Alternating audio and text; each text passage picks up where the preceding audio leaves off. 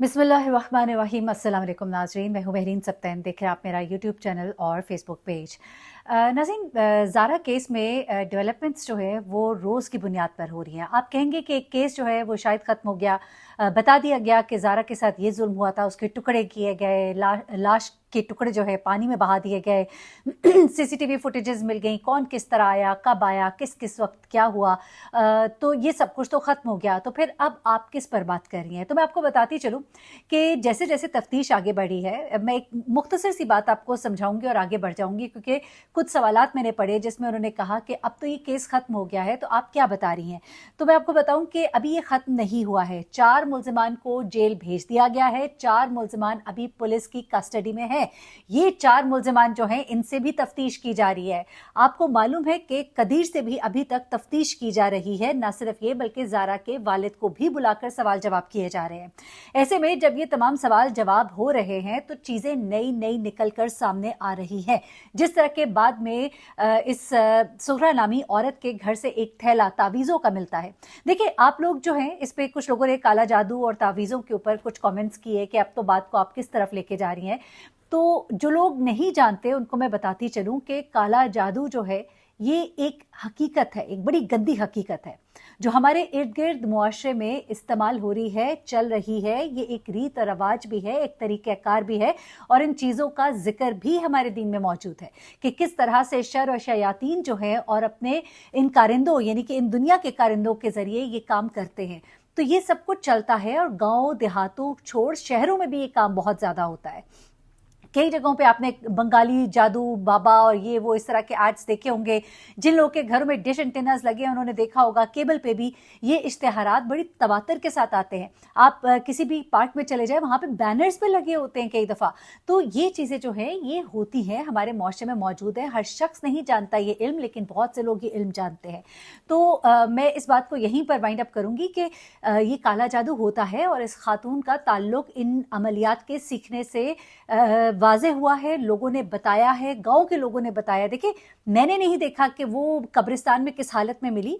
मैंने उस शख्स का इंटरव्यू आपके साथ शेयर किया जिसने कहा कि वो कब्रिस्तान में क्या कर रही थी। लोगों ने उसको देखा है, लोगों ने ये भी कहा है, क्लेम किया है कि हमने सुना है ये कब्रों में बैठ के अमलियात भी करती रही है। वल्लाह आलम, मैं सिर्फ आपको ये बता रही हूँ कि ये सुनने में आया है। लेकिन एक औरत जिसने इतना गंदा काम किया है, यानी कि वो पस्ती में जितनी जाकर गिरी है, उसके बाद उसके ऊपर तो जो भी इल्ज़ाम लगे वो कम होगा।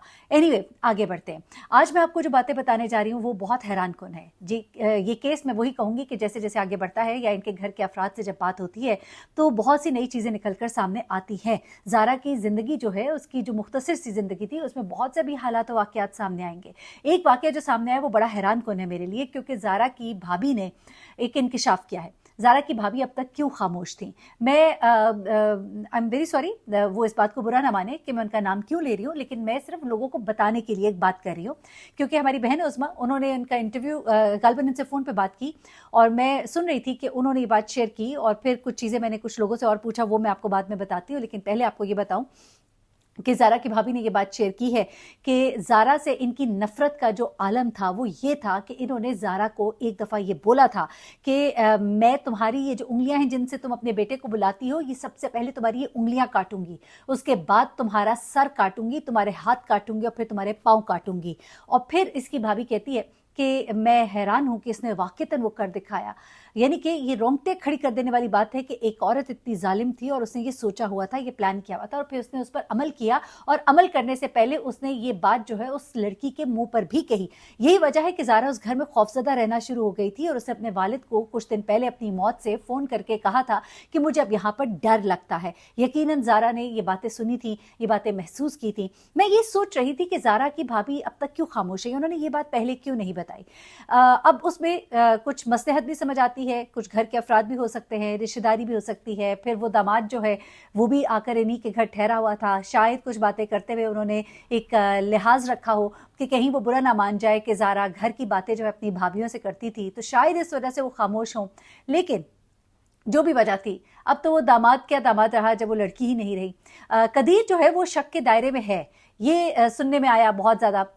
इवन मैंने ये सुना है कि कदीर से तफ्तीश जो है अब एक और अंदाज में की जा रही है। लेकिन मैं जहाँ तक मैंने स्टडी किया है इस केस को, मुझे नहीं लगता कि कदीर इस काम में इन्वॉल्व है, क्योंकि अगर कदीर क्योंकि अगर कदीर इस काम में इन्वॉल्व होता तो वो अपने ससुर को उसी दिन फ़ोन करके ना कहता कि मेरी ज़ारा से बात नहीं हो पा रही। देखिए, ज़ारा के वालिद ने फ़ोन किया दिन में 2 बार, वो कहते हैं उसने फ़ोन नहीं उठाया, लेकिन उसके बाद मेरे दामाद का फ़ोन आया, उसने कहा कि जाकर देखिए वो फ़ोन नहीं उठा रही, मुझे कुछ खौफ खतरा महसूस हो रहा है। वो कहते हैं तब मैं वहाँ पर गया, मैंने जब उनको फ़ोन किया तो उन्होंने कहा बच्ची भाग गई है। मुझे ये बात काबिल कबूल नहीं थी, लेकिन मेरे दामाद ने भी मुझे पहले बताया कि मेरे घर वाले कह रहे हैं कि वो भाग गई है, जाकर पता करें कि क्या मामला है, मुझे मामला ठीक नहीं लग रहे। एक शख्स जो उनके साथ अगर शामिल होता, वो कभी भी अपने ससुर को, यानी कि जिसको वो कत्ल कर रहा है, उसके बाप को फ़ोन करके तो हरगिज़ ना कहता ना कि जाकर चेक करें। और उन लोगों ने तो अभी ठीक तरह से लाश को ठिकाने नहीं लगाया था, अभी कुछ हिस्से मौजूद थे घर में, और अभी तो वो थोड़ा अपने काम को पक्का करना चाहते थे। लेकिन इसके वालिद वहाँ पर पहुँचे और उसके बाद फिर शोर पड़ा, और उसके बाद पुलिस आई, और उसके बाद सीसीटीवी फुटेजेस जल्द से जल्द चेक की गई, इससे पहले कि वो शायद उन सीसीटीवी फुटेजेस से भी छुटकारा पा लेते। कुछ अपने रिश्तेदारों से आगे पीछे बातचीत करके क्या पता वो इन चीज़ों से छुटकारा पा लेते, लेकिन उनके बेटे ने ही फ़ोन करके भेजा। तो मुझे नहीं लगता कि कदीर का इसमें कोई किरदार हो सकता है, लेकिन फिर भी ये कहा जा रहा है कि पुलिस उससे मुसलसल तफ्तीश जो है कुछ पहलुओं पर कर रही है। उसके कॉल डेटा रिकॉर्ड्स और उसकी मैसेजेस और व्हाट्सएप और वीडियो कॉल, सब चीज़ों को चेक किया जा रहा है।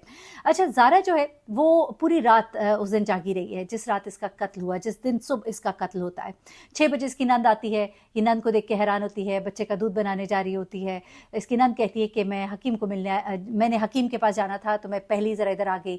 अच्छा, उसके बाद ज़ारा का कत्ल हो जाता है। उससे पहले ज़ारा जो है पूरी रात अपने शौहर के साथ वीडियो कॉल पे बात करती रही, अपने बच्चे से बात कराती रही, इसने सुनाए कि नमाज भी पढ़ी, और उसके बाद फिर बच्चे को दूध पिला के ये सोने गई है। उसके बाद ये लोग अंदर दाखिल होते हैं। ये नवीद कातिल जो है इसके मुंह पर तकिया रखता है, इसकी सास इसके पाँव पकड़ती है, और उसके बाद जब इसको कत्ल कर दिया जाता है तो फिर इसके जिस्म के टुकड़े टुकड़े किए जाते हैं। तो ये तमाम चीज़ें जो है ये जब सामने आती हैं तो ऐसा नहीं लगता कि कदीर इसके अंदर कोई इन्वॉल्व हो सकता है, लेकिन फिर भी जो एक तफ्तीश होती है वो तो तफ्तीश होती है। अब आगे आ जाते हैं, 2 किरदारों के हवाले से बात करते हैं जिनके बारे में मैंने आपको बताया कि 4 अफराद जो है वो जेल भेज दिए गए, लेकिन 4 अफराद जो है वो अभी पुलिस की तफ्तीश में, जिनमें से एक खातून जो है जिसका नाम सबा है, उसे तो छोड़ दिया गया है। मेरे सुनने में ये आया है, अगर मैं गलत हूँ तो ज़रूर मुझे करेक्ट कीजिएगा। अच्छा, सबा जो है वो बहन है यास्मीन की और बेटी है सुगरा की, यानी कि नंद है ज़ारा की।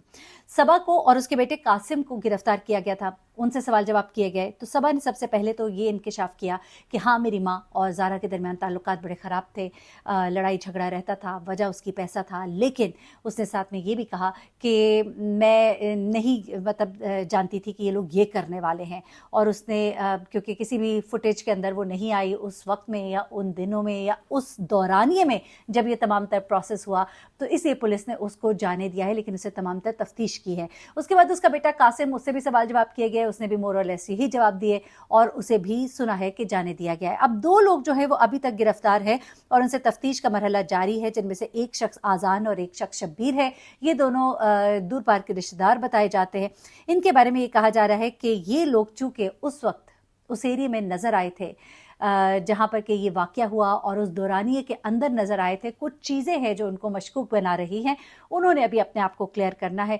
तो इस हवाले से ये 2 अफराद जो हैं ये अभी भी पुलिस की कस्टडी में मौजूद है। तो ये कुछ डिटेल्स थी फर्दर। अब देख लीजिए कि फर्दर डिटेल्स इस पूरे स्टोरी में मैंने आपको दी है।